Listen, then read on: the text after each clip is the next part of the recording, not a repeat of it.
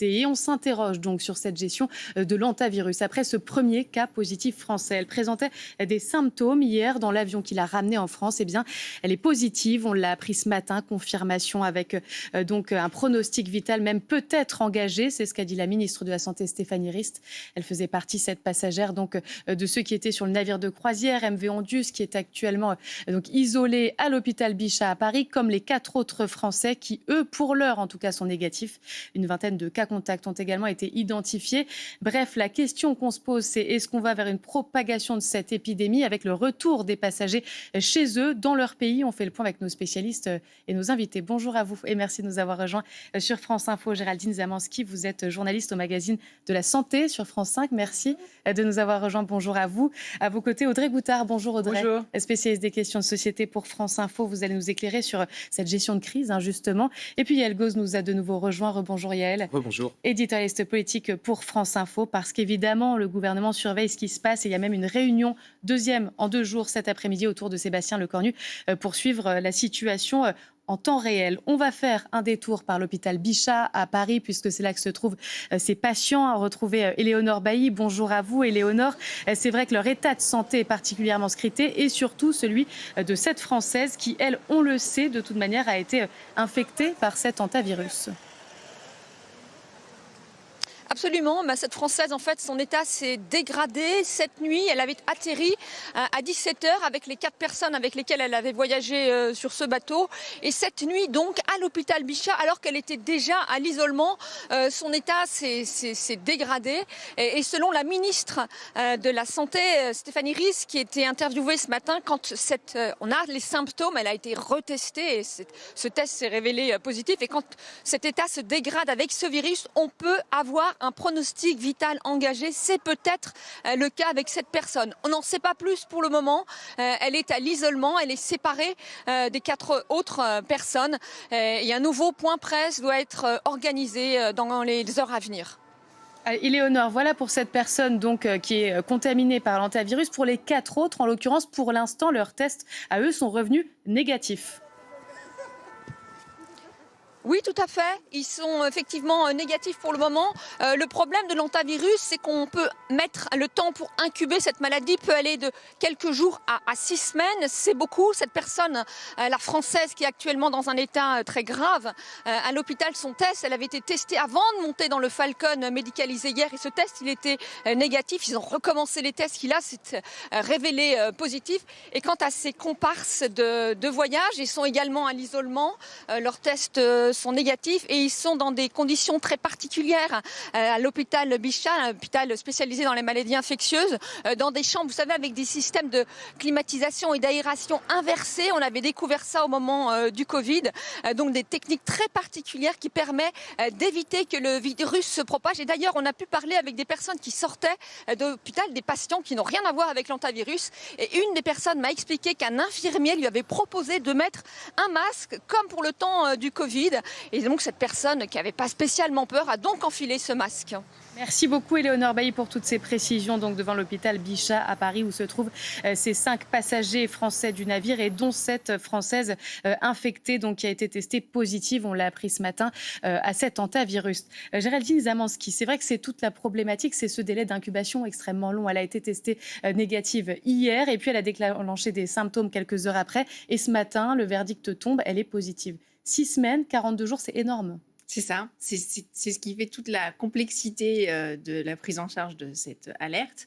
Voilà, les personnes, c'est bien pour ça qu'il fallait absolument les transférer rapidement dans un environnement sanitaire sécurisé.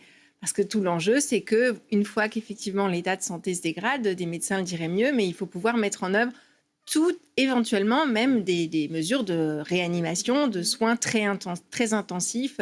Ça peut aller jusqu'à une défaillance respiratoire et cardiaque. Et du coup, là, en France, heureusement, dans un hôpital comme Bichat et comme d'autres, il y a les moyens de mettre en place ce qui s'appelle même une forme de circulation extracorporelle pour entièrement tout suppléer. On a connu ça pendant le Covid, c'est vrai. Voilà, exactement. Ça nous rappelle des souvenirs un peu difficiles, même très difficiles, y compris pour toutes les équipes soignantes. Mais voilà, il y a un patient qui est hospitalisé, qui a été en soins intensifs en Afrique du Sud depuis, je crois, le 28 avril. Et lui, ça y est, son état se stabilise. Donc, Voilà, c'est très impressionnant ce virus. C'est vrai que son taux de létalité classique dans des environnements où il n'y a pas ces soins intensifs très élevés, très importants, est terrible. Mais Vous voilà, pouvez il nous le faut rappeler espérer. peut-être? On l'évalue jusqu'à, selon les épidémies, mais 30-40%. autour de 40%, Ouais. voilà, en tout cas. Ouais. C'est énorme, effectivement. Alors, il y avait une personne hospitalisée en Afrique du Sud, vous l'avez dit, il y en a une autre aux Pays-Bas, une autre à Zurich. Donc, c'est vrai que les cas se multiplient. En ce qui concerne la France, Audrey, 5 personnes à Bichat, c'est tout à fait correct. En tout cas, l'hôpital sait gérer ce nombre de personnes placées à l'isolement, un isolement, encore une fois, total. Hein. Oui, et en même temps, 22 cas contacts Ça, c'est français énorme, on va y revenir. Ouais. voilà, c'est énorme. Alors oui, effectivement, 5 cas, les Français, on sait gérer, on a la structure hospitalière pour le faire. Après, pour le moment, c'est quand même un grand saut dans l'inconnu. Hein. Moi, je sens vraiment entre la semaine dernière et aujourd'hui... Oui, les discours évoluent. Les discours ont extrêmement évolué. Même si Maud Bréjon disait ce matin, la porte-parole du gouvernement, pas de panique, on sent quand même que le discours est totalement différent. Y compris chez les professionnels et les experts en virologie, on voit bien qu'il y a une véritable inconnue avec ce virus. Comme vous l'expliquiez très justement, il y a ce temps d'incubation qui est très long. Et ça, en matière de crise, de gestion de crise, c'est extrêmement complexe à prendre en compte parce qu'il y a les cas contacts, mais il y a les 5 personnes ramenées et puis il y a tous ceux qui ont fréquenté tous ces gens-là qui vont devoir être retrouvés. Ouais. Et je vous rappelle que tous n'ont pas été retrouvés. C'est ce qu'a dit la ministre de la Santé. Tous ceux qui se trouvaient sur les vols, notamment le vol Sainte-Hélène-Johannesburg du 25 avril, il y a des Français. Eh bien, pour ceux-là, n'ont pas tous été identifiés et il va falloir qu'ils se manifestent. En tout cas, la ministre a lancé un appel. Et la traque des cas contacts se poursuit. On va revenir sur la certaine fébrilité aussi peut-être du gouvernement avec vous, Yael, dans un instant. Mais on va prendre tout de suite la direction de Tenerife, aux Canaries, puisque c'est là qu'est arrivé ce navire avant de repartir vers les Pays-Bas. Camille Novak, vous êtes toujours sur place pour France Info. Rebonjour à vous, évidemment. Les évacuations, d'ailleurs, se poursuivent aujourd'hui. Ce sera dans quelques heures, normalement.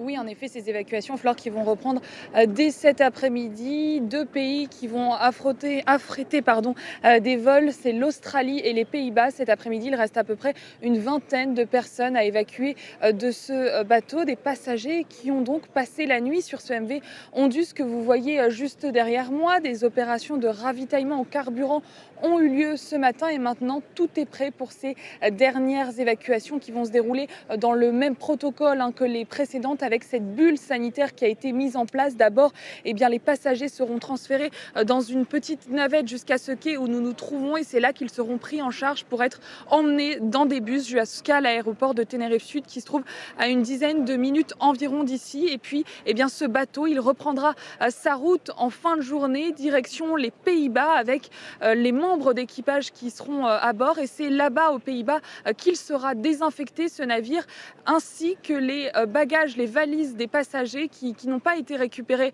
jusqu'à présent. Ces valises qui seront également désinfectées là-bas. À peine ont-ils été rapatriés, ces passagers, Camille, et bien que la polémique déjà enfle. En Espagne, on avait entendu le mécontentement des habitants des Canaries et de Tenerife particulièrement autour de cette gestion de crise et d'une bulle sanitaire qui n'est forcément pas 100% hermétique. Oui, en effet, c'est ce qui est révélé ce matin et ce dont tout le monde parle dans les médias espagnols, notamment cette bulle sanitaire qui n'aurait pas été respectée. Notamment, on voit circuler beaucoup cette photo d'un passager dans le bus, dans cette navette qui l'emmène jusqu'à l'aéroport de Tenerife. Et bien, ce passager qui ôte son masque. Alors, évidemment, au vu des dernières informations que nous avons eues, notamment ces 2 cas confirmés, un cas français et un cas américain, un passager américain qui a par ailleurs aussi des symptômes. Cela fait beaucoup réagir. Il y a une psychose qui s'installe un petit peu ici. Vous l'avez dit, Flore, très justement, les îles Canaries ne voulaient pas accueillir ce bateau. Et jusqu'à la veille même de l'arrivée du MV Ondus, le gouvernement local s'y était opposé. Mais finalement, ce sont les autorités espagnoles qui ont pris cette responsabilité. Les autorités espagnoles qui, de leur côté, tentent de rassurer, indiquant que toutes les précautions ont été prises pour l'évacuation de de ses passagers. Merci beaucoup Camille Novak, donc depuis Tenerife avec Arnaud Doublet et Roy Alfonso. C'est vrai que l'Espagne se défend de tout laxisme dans ses opérations de rapatriement. C'est évidemment ce que veut éviter la France. Ils veulent éviter d'être accusés eux aussi de laxisme ou d'avoir minimisé épidémie, si épidémie il y a, Yael. C'est un moment extrêmement sensible et qui évidemment est lié au retour d'expérience il y a 6 ans des premiers jours où la gestion de crise du Covid a commencé de manière assez chaotique avec beaucoup de rassurisme, je ne sais pas si on peut utiliser l'expression, cette fois c'est pas la tonalité, hein, c'est ni panique ni minimisé en fait, hein, la tonalité avec beaucoup de réunions dont on rend compte, dont le Matignon rend compte, la prochaine à 16h15 avec la ministre de la Santé, avec le directeur général du ministère des Affaires étrangères, avec le ministre de l'Intérieur et aussi avec le directeur de l'ARS d'Île-de-France. Donc ça c'est une première chose, et puis une ministre de la Santé qui elle-même veut jouer la transparence au maximum et qui, quand elle va en plateau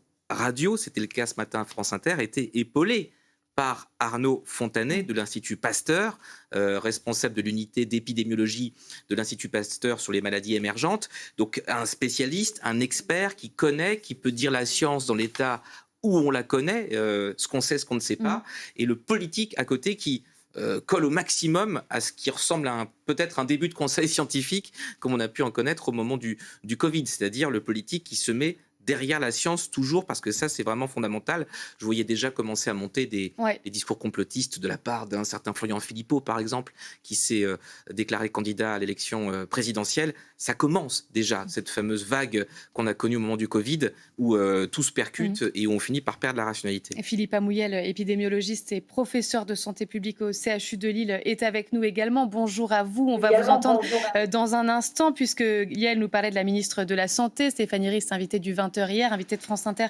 ce matin. Hier, elle nous disait que ces 5 Français malades à Bichat allaient rester 3 jours, 72 heures. Et puis ce matin, elle a rehaussé à une durée indéterminée, mais au minimum, 15 jours. Écoutez ce qu'elle disait.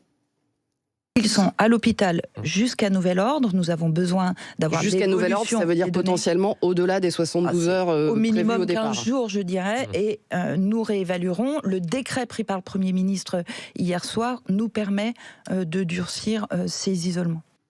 Philippe Amouyel, quand Stéphanie Rist hier disait sur le plateau du 20h qu'on avait un protocole parmi les plus stricts, voire le plus strict de tous les pays dans lesquels les ressortissants sont rentrés, et qu'on entend ce matin que finalement elle passe de 3 jours à 15 jours, c'est pas forcément rassurant. On se dit que finalement on prend pas un maximum de précautions. Non, je pense pas que ce soit dans ce contexte-là. Il faut remettre les choses où elles sont. On avait 5 Français qui arrivaient dans un avion sanitaire. Parmi ces 5 Français, ils avaient tous été, s'ils avaient été contaminés ou cas contact, il y a à peu près 15 jours, 3 semaines, à un moment du démarrage du foyer sur le bateau. Là, ils se trouvent, et donc potentiellement malades. Là, il se trouve que dans l'avion, si j'ai bien compris, une des passagères a présenté des symptômes et s'est avérée à l'atterrissage être positive. Donc, si ces personnes étaient négatives initialement, c'est comme si un nouveau contact avec le virus pouvait avoir lieu. Et comme on sait que la durée d'incubation est entre 1 et 2 semaines, il y a un minimum de 15 jours d'isolement pour pouvoir bien vérifier que les 4 patients qui étaient avec elle dans l'avion ne sont pas contaminés, ne se seraient pas contaminés dans l'avion. C'est comme ça que je vois le raisonnement de la ministre.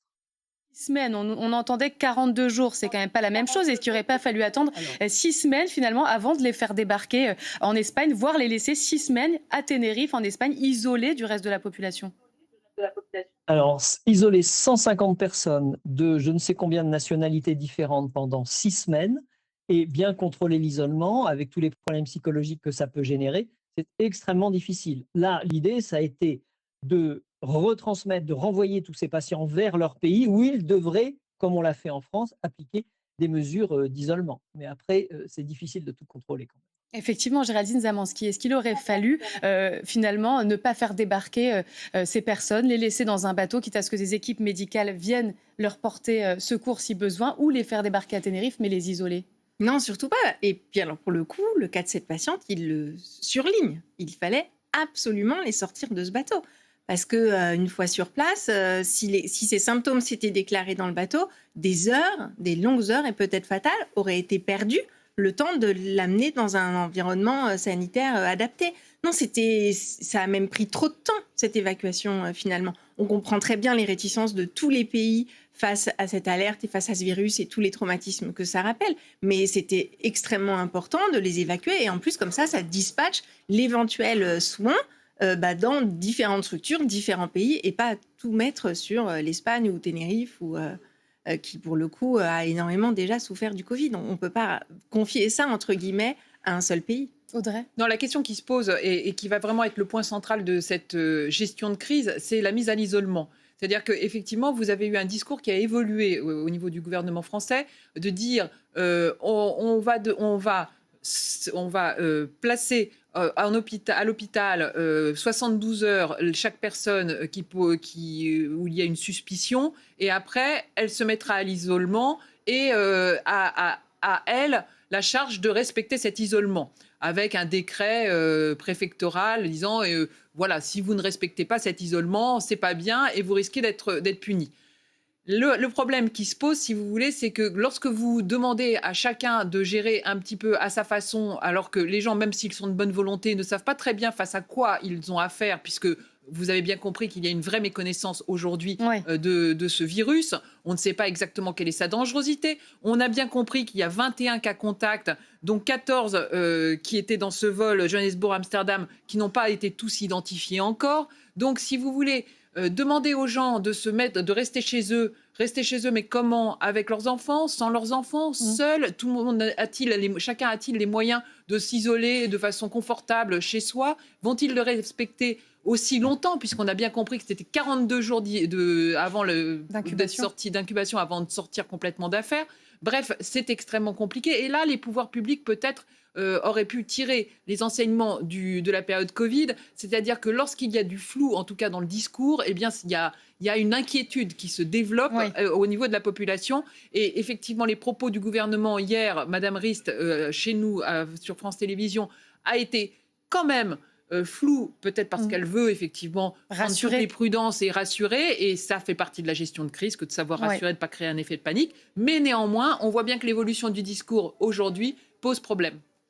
Oui, parce qu'en fait, ce qu'il faut savoir et qu'elle aurait dû préciser ce matin, c'est que quand même, on a avancé. D'ailleurs, Arnaud Fontanet, ce matin, l'a précisé, on a avancé dans la connaissance de ce virus. Il y a déjà 2 équipes qui l'ont passé au scanner, décrypté son génome, et qui montrent qu'il est très proche du virus qui a déjà été étudié, là, pour le coup, d'une façon extrêmement pointue, de l'épidémie qui a été examiné et publié en 2018. Il n'a pas muté, il n'est pas extrêmement... Auquel cas, ça veut dire qu'on se rapproche des conditions de contagion et de transmission de 2018. C'est-à-dire... Ces conditions, c'était uniquement quand les patients étaient symptomatiques. Il n'y avait pas de transmission identifiée en dehors de patients symptomatiques capables, du coup, de transmettre le virus. Donc, il faut quand même se dire qu'effectivement, on est passé d'un cas où on avait un groupe de patients asymptomatiques avec donc a priori des mesures qui étaient limitées à tout d'un coup une patiente symptomatique. Et donc, c'est pour ça qu'on change de discours. Si jamais cette personne, comme dans le bus, a enlevé son masque à un moment, si jamais ils se sont sentis un peu cool et qu'ils n'ont pas pris toutes les mesures de protection qu'ils auraient dû prendre dans ce vol, et parce qu'il faut voir aussi le stress auquel ils sont tous soumis, s'ils n'ont pas, je ne sais pas, mangé strictement à des moments séparés, enfin bref, du coup, ils deviennent potentiellement cas contact. Et ça change tout, effectivement. En fait, on repart à zéro sur une éventuelle transmission. On a du mal à y voir clair parce que peut-être Gilles Pialou, vous pouvez nous éclairer là-dessus. On ne sait même pas exactement comment ça se transmet par aérosol, Philippe Amouyel, pardon, par aérosol ou pas. Est-ce qu'il faut rester très longtemps avec la personne? Est-ce que finalement, un peu comme le Covid, c'est quelque chose qui peut rester dans l'air si la personne est passée dans le même environnement que nous? Le Covid, c'était très facile à voir. En l'occurrence, est-ce que pour vous, c'est la même chose? Est-ce que vous avez des informations là-dessus? Parce qu'on entend un peu tout et son contraire.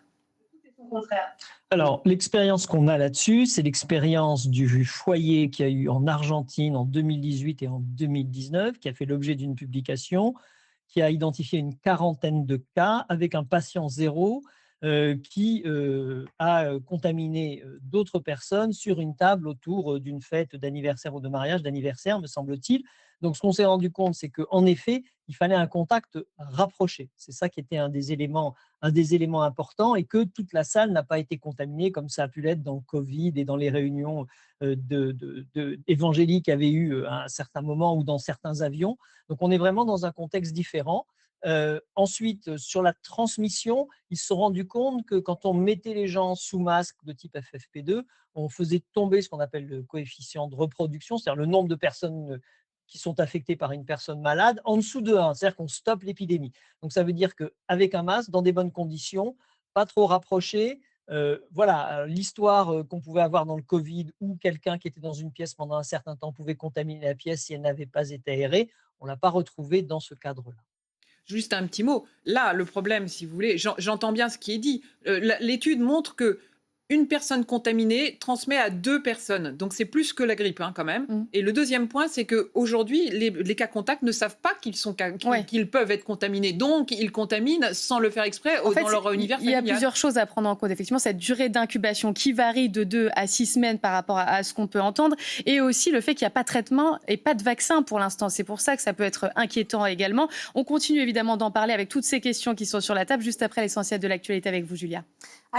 Une enquête pour homicide volontaire en bande organisée ouverte après la mort de 3 personnes dans un incendie à Dessines-Charpieu dans la banlieue de Lyon. Le feu s'est déclaré ce matin dans un immeuble de 7 étages et la piste criminelle est envisagée. Plusieurs départs d'incendies volontaires ont été signalés ces dernières semaines dans ce quartier en proie au trafic de stupéfiants. À la une également, Sébastien Lecornu réunit une partie de ses ministres et les responsables des autorités sanitaires à Matignon à 16h15, alors qu'un premier cas d'hantavirus est confirmé en France. La Française rapatriée hier et placée à l'isolement à l'hôpital Bichat à Paris a été testée positive. Son état de santé s'est malheureusement dégradé cette nuit, selon la ministre de la Santé, Stéphanie Rist. Dans l'actualité internationale, alors que les négociations entre les États-Unis et l'Iran sont au point mort, Donald Trump doit se rendre en Chine mercredi, première visite d'un président américain sur le sol chinois. Depuis près de 10 ans, le président américain doit tenter de négocier avec Xi Jinping, allié de l'Iran, pour trouver une issue à ce conflit donc au Moyen-Orient. Emmanuel Macron tente, lui, de calmer le jeu après la mise en garde de l'Iran concernant la présence française dans le détroit d'Ormuz. Depuis le Kenya, le président a assuré que ce type de déploiement n'a jamais été envisagé. Il souhaite simplement sécuriser le détroit, dit-il. Une réunion en visioconférence est prévue demain avec les ministres français et britanniques de la Défense. Une quarantaine de pays prêts à contribuer donc à cette sécurisation du détroit d'Ormuz. Et puis en France, 16 familles en guerre contre TikTok. Elles portent plainte aujourd'hui et collectivement contre le réseau social chinois. Des familles endeuillées ou fragilisées qui estiment que TikTok est dangereux pour les enfants, les poussant parfois jusqu'au suicide. TikTok répète avoir pris des mesures pour protéger la santé des adolescents qui utilisent sa plateforme. Voilà pour l'essentiel de l'actualité, Flore. Merci beaucoup, Julia. À tout à l'heure. Et donc, on revient sur ces 94 personnes évacuées du navire de croisière hier où il y avait un foyer d'infection à cet hantavirus. Parmi ces 94 personnes, il y a déjà 2 personnes qui sont positives à cet hantavirus, un Américain et une Française. On prend tout de suite la direction de l'hôpital Bichat, rejoindre de nouveau Éléonore Bailly. Bonjour à vous, Éléonore. Vous nous apportez les dernières informations sur l'état de santé de cette Française. Eh bien donc, cette Française, elle a eu des symptômes de l'hantavirus dans l'avion au moment où elle décollait hier pour être rapatriée en France. Et depuis cette nuit, alors qu'elle était déjà à l'isolement dans une chambre spécialisée de l'hôpital Bichat, eh bien son état s'est dégradé. Et ça, c'est plutôt mauvais signe. La ministre de la Santé qui a été interviewée ce matin a expliqué que quand on se dégrade avec ce virus, on peut avoir un pronostic vital engagé. C'est peut-être le cas avec cette personne. On n'en sait pas plus pour le moment. En revanche, les 4 personnes qui accompagnaient cette Française et qui devaient être à l'isolement normalement pour 72 heures, eh bien, la durée de leur isolement a été prolongée. C'est 15 jours pour le moment, 15 jours de surveillance dans des endroits spécialisés. Merci beaucoup, Éléonore Bailly, pour ces explications. Géraldine Zamanski, évidemment, on imagine que c'est le principe de précaution qui domine. Aujourd'hui, une vingtaine de cas contacts ont été identifiés. Est-ce qu'ils vont tous être déjà placés à l'isolement et dans quelles conditions ? Est-ce que c'est le même genre d'isolement que ces 5 malades ?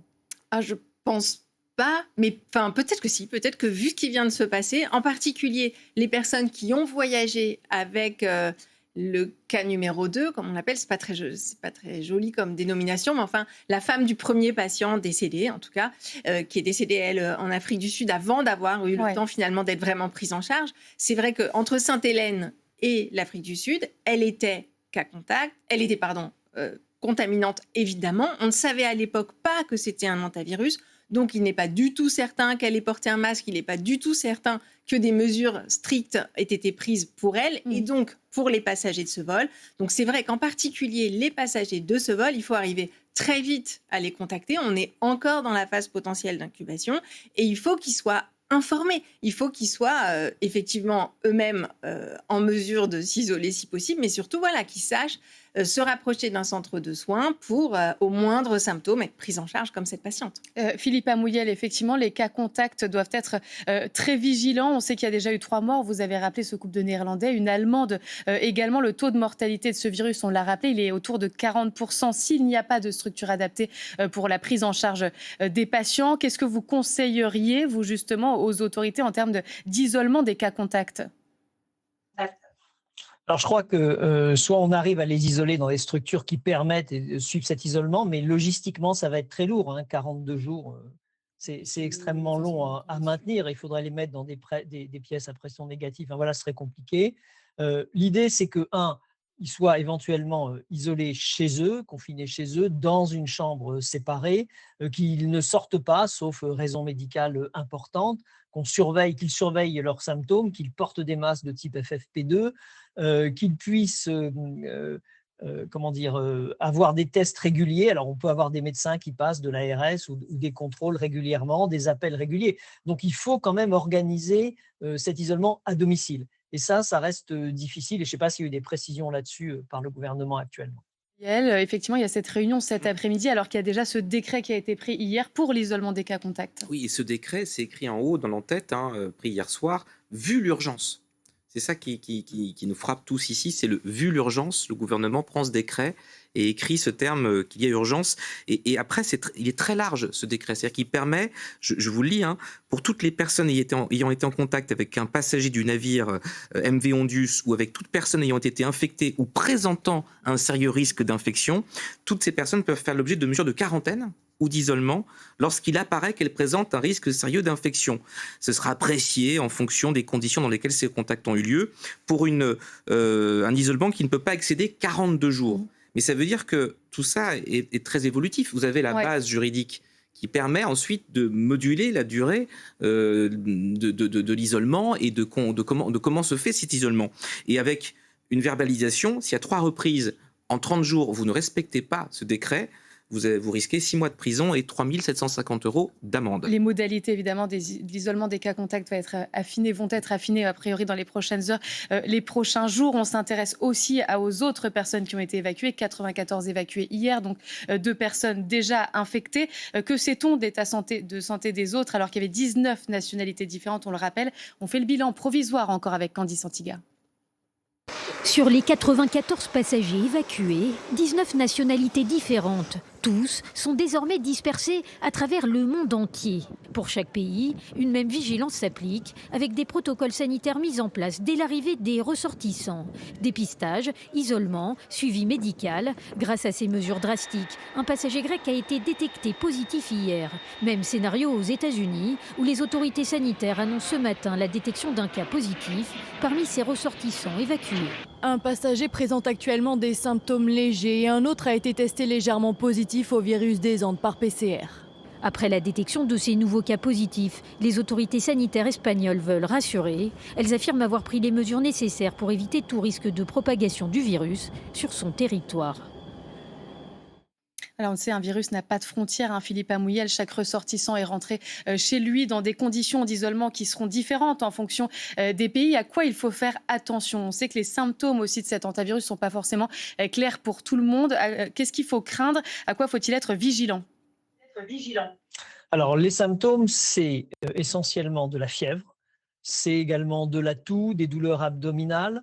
On peut avoir des petits syndromes hémorragiques, mais c'est souvent à un stade avancé. Donc ça, c'est les signes d'appel qui font que quand on se sait qu'à contact ou quand on sort justement de ce bateau, il faut absolument appeler un service médicalisé pour bien vérifier que ce n'est pas le début de la maladie et également réaliser des tests à la fois génétiques, PCR, et également des tests immunologiques pour vérifier qu'on est porteur du virus ou pas. Donc ce sont les tests PCR pour le coup qui définissent effectivement l'état d'avancée, mais on n'a pas cette information la question qu'on se posait en plateau, de savoir si les personnes asymptomatiques peuvent quand même transmettre cet hantavirus. Alors, c'est une question qu'on n'a pas encore, parce qu'il faut se rendre compte que le foyer en Argentine qui a permis de mieux connaître la maladie, la détection, il ne semblait pas que, hors les cas qui ont été identifiés par rapport au nombre de personnes qui étaient en contact, il y ait eu de transmission supplémentaire. Mais on n'en est jamais sûr et il faudrait vérifier à partir de quand les personnes émettent du virus pour être bien certain que c'est à partir des symptômes. C'est l'idée qu'on a actuellement. Maintenant, est-ce que c'est possible avant ? C'est très difficile à déterminer. De ce qu'on connaît de cet hantavirus, on sait pour l'instant qu'il n'y a ni traitement ni vaccin. C'est ce qui fait aussi que c'est une source d'inquiétude aujourd'hui. Alors, ni traitement ni vaccin, comme pour beaucoup de virus, malheureusement.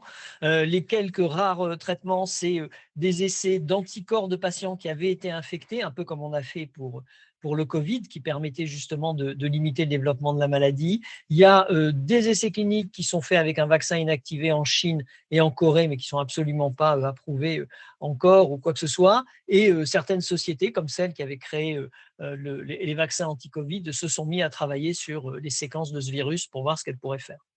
Zamanski. Alors, ce qui est étonnant, c'est qu'il nous manque encore les résultats de l'enquête à bord. Parce qu'en fait, ce qui nous donnerait un indice énorme sur la contagiosité de ce virus-là, c'est exactement ce qui s'est passé à bord, les mouvements. Est-ce qu'ils étaient dans leur cabine ? Est-ce qu'ils ont partagé des repas ? Est-ce que l'Allemande, qui est décédée en quelques jours de façon effroyable dans le bateau, avait justement partagé la même table que le couple initial ? Qui a fait quoi ? Alors le médecin, c'est évident, lui, il a eu une contamination directe et il a été confronté à la maladie à un stade où on n'imaginait pas le risque. Mais il y a aussi un guide, si j'ai bien compris, du bateau qui a été contaminé. Donc en fait, normalement, l'OMS avait envoyé justement une équipe à bord pour faire cette enquête. Et en fait, on attend avec impatience ces résultats parce que là, au moins, on aurait très exactement le parcours du virus de personne à personne dans ce bateau. Et ça nous dirait évidemment plus que les hypothèses établies à partir de l'épidémie de 2018. Et puis l'autre, dans cette étude-là, on comprendrait peut-être aussi qui est touché exactement. Vous vous souvenez de Covid, et c'était essentiellement quand ça dégénérait et que l'issue était fatale, la plupart des patients avaient des cas de comorbidité, obésité, diabète, etc. Là, il semble que même des patients, même des personnes jeunes peuvent être touchées par ce virus et effectivement être visés de façon difficile et même létale, puisque ce jeune homme, dans la première affaire donc de cette fameuse affaire Andine en Patagonie, avait 14 ans. L'autre point, c'est le séquençage dont vous parliez, qui est essentiel, ce séquençage, parce que quand on va comprendre exactement de quoi est composé ce virus aujourd'hui à l'instant T, on pourra comprendre aussi d'avoir énormément d'informations et notamment sur sa capacité de mutation, parce que c'est ça le fond du débat, c'est est-ce qu'entre 2020 et aujourd'hui, il a muté ? Il semble qu'un tout petit peu, mais pas tant que cela. Non, c'est ça. Apparemment, c'est très stable. Et surtout, ce qui est déjà un peu rassurant, c'est que là, ils en sont au screening, si je puis dire, de 2 souches. Et les 2 sont proches. C'est-à-dire qu'il y a une souche suisse, enfin du patient suisse, si je puis dire, et une souche qui est aux Pays-Bas. Et les 2 sont très proches. Donc, ça corroborerait l'idée d'une infection avant de monter à bord et ensuite d'une transmission à bord et pas de plusieurs contaminations au fil de leur voyage. Merci beaucoup pour toutes ces précisions. Vous demandiez effectivement à ce qu'on en sache plus peut-être sur cette enquête à bord. On va en parler avec l'Organisation mondiale de la santé. Anaïs Legan est notre invitée dans quelques minutes sur France Info. Merci à tous et merci à Philippe Amouyel aussi à distance pour son expertise. Vous venez d'apercevoir donc Anaïs Legan aussi de l'OMS qui va répondre à toutes les questions qu'on se pose et elles sont nombreuses ce midi autour de cet hantavirus et de ce premier cas en France. Cette Française qui l'a contracté et qui a été rapatriée hier. Les 4 autres pour l'heure sont négatifs mais la durée d'incubation semble assez longue, donc vigilance et isolement. D'autres malades étrangers sont hospitalisés, on l'a rappelé, en Suisse, aux Pays-Bas, en Afrique du Sud. On en parle avec Anaïs Legan dans un instant, juste après ce retour sur le parcours de cet hantavirus raconté par Caroline Sins et Pierre-Yves Salic. Le navire avait quitté le port d'Ushuaia en Argentine le 1er avril. À bord, 114 passagers de 23 nationalités et 61 membres d'équipage. Parmi les touristes, cet influenceur filme son voyage. Le bateau a fait escale dans plusieurs petites îles. Chaque fois, les touristes vont à terre pour les visiter. Sur l'île de Géorgie du Sud, un passager se plaint déjà de maux de tête. Cet homme, un Néerlandais de 70 ans, meurt le 11 avril, en pleine mer. C'est le capitaine qui annonce son décès. Un passager est malheureusement décédé la nuit dernière. D'après le médecin, ce n'est pas une infection, il n'y a aucun risque. La vie quotidienne continue normalement sur le bateau. Le 22 avril, le navire fait escale près de l'île Sainte-Hélène. Le corps est débarqué et 29 personnes quittent le bateau. Parmi elles, la femme du passager décédé. Elle prend un vol pour l'Afrique du Sud le 25 avril et meurt le lendemain. D'autres passagers malades s'envolent vers la Suisse. Il faut aujourd'hui retracer tous les contacts de ces personnes malades. Évidemment, pas tout l'avion qui va être concerné, ça n'a pas de sens. C'est plutôt quelque chose sur l'entourage proche et puis un contact, disons, prolongé. Donc, ce n'est pas la personne qui lui a entendu le billet d'avion, ce n'est pas la personne à qui il a acheté une bouteille d'eau. Vous voyez ce que je veux dire ? On n'est pas dans quelque chose d'explosif, transmissible par aérosol. Le 2 mai, un troisième passager, une Allemande, meurt sur le navire. À ce moment-là, une alerte sanitaire internationale est lancée. Aujourd'hui, 23 pays doivent gérer leurs ressortissants. L'Organisation mondiale de la santé a fixé un protocole. Les patients devront rester 72 heures hospitalisés sous surveillance, puis 45 jours à l'isolement à leur domicile. Voilà, pour nous remettre en tête l'origine de ce foyer d'infection. Bonjour Anaïs Legan et merci d'être avec nous sur France Info. Vous êtes experte technique de l'Organisation mondiale de la santé, spécialiste dans les fièvres hémorragiques virales. D'abord sur la durée d'incubation de ce virus. On entend un peu tout et son contraire depuis ce matin. Est-ce que vous avez des informations ? 2 semaines, 6 semaines ? Bonjour, merci beaucoup pour cette invitation. Effectivement, je vois que beaucoup de questions sont posées et beaucoup d'informations qui circulent. Sur la durée d'incubation, ce qu'on sait des patients antérieurs lors des épidémies précédentes, c'est qu'elle est assez longue et peut varier d'une personne à l'autre. La période d'incubation est donc considérée de 1 semaine, ce qui est le temps le plus rapide qu'on a pu documenter pour des patients après avoir été infectés de développer des symptômes, jusqu'à 6 semaines. Et c'est pour ça qu'on parle de 42 jours. Alors 6 semaines, effectivement, c'est très long et c'est ce qui explique aussi ce cas de la Française, sans doute hier, qui était asymptomatique avant de prendre l'avion de rapatriement et qui finalement a présenté des symptômes, on l'a appris par la bouche de Sébastien Lecornu, avant d'être finalement testé positif ce matin pour un premier cas donc sur notre territoire. C'est exactement pour ça, par cette durée d'incubation, que ça a mis du temps ?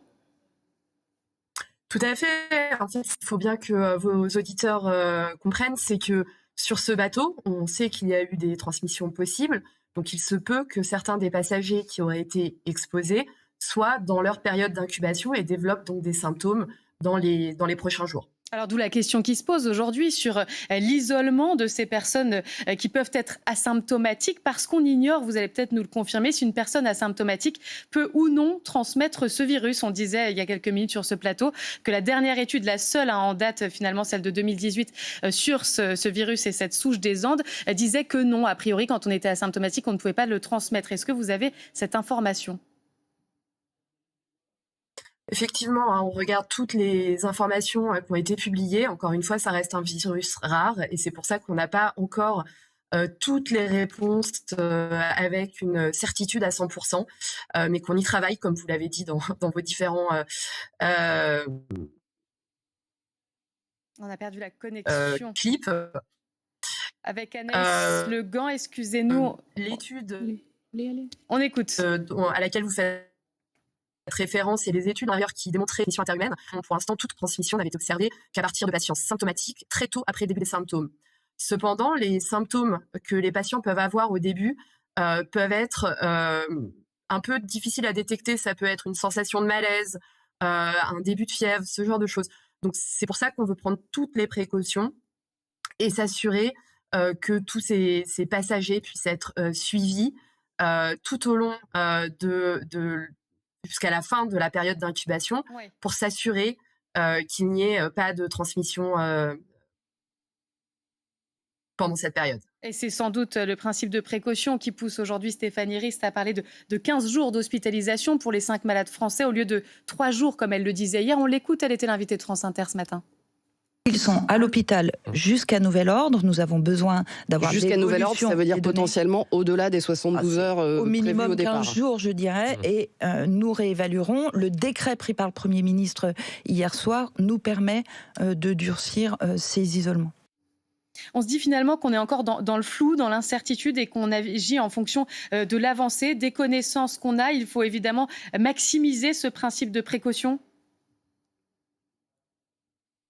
Tout à fait. Je pense qu'il faut rester très clair sur ce qu'on connaît. Il y a quelques épidémies qui ont été documentées et ce qui nous servent de base pour développer les recommandations actuelles et obtenir le plus d'informations possible sur ce qu'on voit actuellement dans le cadre de cette épidémie. Juste pour rappel, l'OMS considère que l'ensemble des passagers et des membres d'équipage de ce bateau sont considérés comme des contacts à haut risque et donc une quarantaine, que ce soit au sein d'une structure médicalisée ou à la maison, sous réserve qu'il y ait des capacités suffisantes pour que cette personne puisse rester isolée et recommande en 42 jours. Alors, on a des soucis de connexion avec vous, Anaïs Le Gant, qu'on peut essayer peut-être d'arranger parce qu'on a du mal à entendre exactement tout ce que vous nous dites. Et pourtant, Dieu sait que c'est important parce qu'il me semble que vous venez de prononcer le mot épidémie et que jusqu'à présent, personne n'en parlait. On sait qu'à l'OMS, vous essayez de rassurer un peu toute la population, de ne pas céder à la psychose. Mais la question que tout le monde se pose, c'est est-ce qu'on est en face d'un nouveau coronavirus quand on vous entend parler d'épidémie ou est-ce que vous excluez complètement cette possibilité d'une telle propagation ?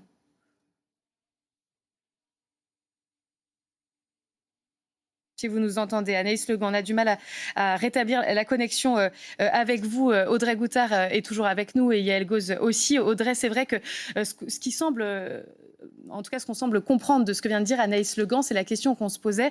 Comment ces patients peuvent être infectés si longtemps après avoir quitté le navire, avoir été asymptomatiques à un moment, être symptomatiques désormais? On a du mal à comprendre quels sont les symptômes finalement. Et donc du coup, des gens qu'on imagine être asymptomatiques le sont peut-être avec juste une sensation de malaise ou une petite fièvre. Vous avez entendu Héloïse Legrand. On a peu d'éléments, c'est une maladie rare, il y a peu d'enquêtes. On se réfère toujours à cette enquête de 2020, mais finalement, c'est la seule enquête qui existe. Elle dit, c'est quand même une des représentantes de l'Organisation mondiale de la santé. Donc, ce sont des gens qui sont extrêmement informés. Toutes les études leur arrivent et ils sont même proactifs parce qu'ils mènent des études.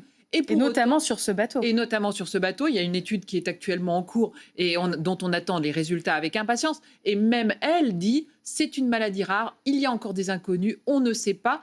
Et c'est vrai que vous avez tiqué, et moi aussi la première, sur le terme épidémie. La semaine dernière, je peux vous dire que l'OMS était très claire. On n'évoquait pas, il disait, ça n'est pas une pandémie, ça n'est pas une épidémie, ça n'est pas le Covid, ça n'a rien à voir. Et là, effectivement, très clairement, le langage commun utilisé, c'est le mot épidémie. Ça veut dire quelque chose, c'est un marqueur. Cela veut dire que l'on est passé dans un autre écosystème, une autre gestion de crise. Le langage évolue, on l'a entendu aussi dans la voix de la ministre de la Santé, Stéphanie Rist. Le gouvernement est en train aussi, elle, de prendre la mesure de ce qui est en train de se passer. Avec le décret pris hier soir, qui commence par ces mots, vu l'urgence, il y a donc cette possibilité de mettre à l'isolement toute personne ayant été cas contact ou ayant été en rapport avec cet hantavirus, avec cette question très vite qui va se poser, c'est est-ce qu'il y a des frontières aux politiques sanitaires ?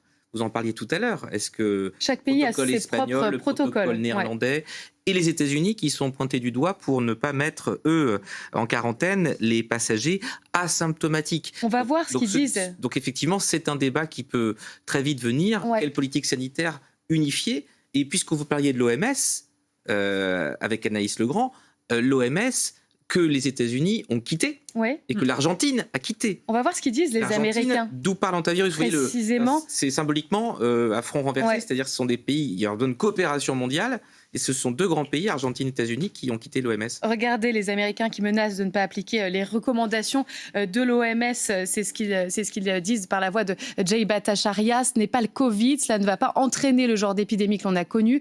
Si le niveau de risque avait été plus élevé, nous aurions évidemment réagi différemment. Alors vous avez 17 Américains, États-Uniens suspectés, effectivement. Vous avez un d'entre eux qui a contracté cet hantavirus et vous avez à la tête des États-Unis, vous vous en souvenez, un ministre qui est complotiste, qui est anti-vax, qui considère effectivement et qui a changé toute la tête de l'organisation sanitaire américaine, qui considère qu'effectivement le coronavirus, les vaccins, tout cela c'est de la flûte si je puis dire. Ouais. Et que, évidemment, du coup, sa façon d'aborder cette nouvelle épidémie, puisqu'on parle d'épidémie maintenant, pose un problème évidemment puissant, parce que les États-Unis, je vous le rappelle, ce sont eux qui sont les plus proactifs et les plus en avance sur la recherche, en tout cas jusqu'à l'arrivée de Donald Trump. Donc sans eux, sans leur laboratoire et leur puissance de frappe, il va être compliqué de gérer effectivement cette épidémie. Et Yael, c'est vrai que c'est la question aussi qui se pose depuis l'épidémie de coronavirus, la pandémie même, c'était il y a 6 ans maintenant, le temps passe vite, et c'est vrai qu'on a vu les discours complotistes pulluler depuis, avec l'arrivée de Donald Trump de nouveau, le retour même à la Maison-Blanche. Effectivement, c'est ce qui est à craindre si, encore une fois, foyer d'infection autre que dans ce navire il y a. Oui, avec... comment vous dire à quel point c'est soutenable ou pas de revivre les contraintes pour la société qu'avait posé évidemment le confinement. Il y a presque un rejet presque réflexe de tout ce qu'a été la politique sanitaire à ce moment-là, alors qu'on a sauvé des vies, mais on pense d'abord aux contraintes que cela a occasionné, et dans un contexte très particulier. La France est en plein marasme économique, il y a évidemment la crise en Iran qui est loin d'être résolue, il y a le prix des carburants qui fait que le pouvoir d'achat est en berne, il y a la présidentielle qui s'annonce assez chaotique, une couche d'angoisse sanitaire et de stress sanitaire sur une société française déjà très fragmentée et très traumatisée par ce qui s'est passé avec le Covid il y a 6 ans, c'est un très mauvais signe. Et pas que française. On a vu cette image de cette dame donc hier aux Canaries à Tenerife dans le bus qui retire son masque, effectivement. Alors on ignore pour combien de temps, etc. Mais la polémique enfle déjà en Espagne à propos justement de la gestion de cette crise. Anaïs Legan, on a récupéré a priori la connexion avec nous, si vous nous entendez bien. C'est vrai que la question des recommandations de l'Organisation mondiale de la santé à laquelle vous appartenez se pose, et effectivement du fait que chaque pays pour l'instant fait comme il le souhaite. Est-ce qu'il ne faudrait pas un protocole général pour uniformiser justement les conditions d'isolement des malades et des cas contacts? Alors merci, c'est une excellente question.